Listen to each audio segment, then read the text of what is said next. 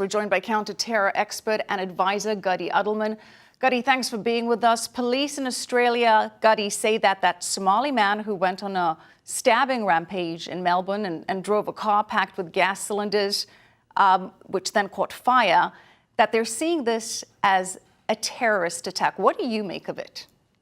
Oh, it was without a doubt. Thanks for having me. Without a doubt, a terrorist attack, Michelle. The person that was shot and killed, Hassan Khalif Shire Ali, comes from a family that is on the terror watch list. When he jumped out of the truck and set it on fire to try and detonate it, he then went on a stabbing spree, as you mentioned, screaming Allahu Akbar. So there is no doubt that this individual was committing an act of terror.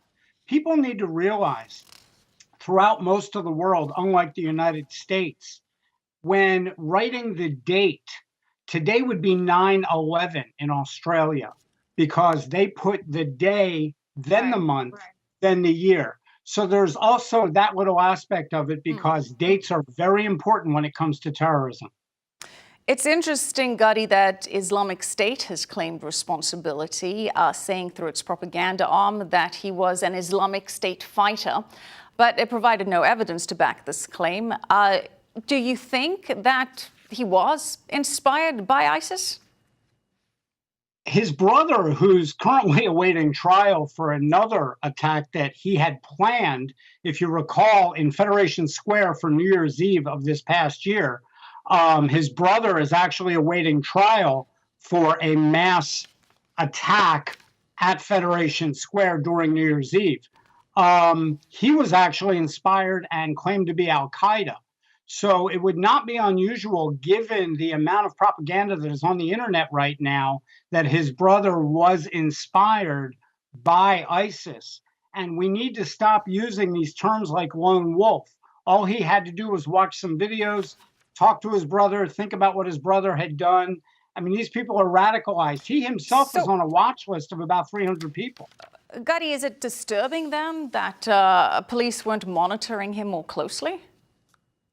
Disturbing, yes, but not unusual. You know, we have to remember the amount of individuals it takes just to do surveillance on one person 24/7.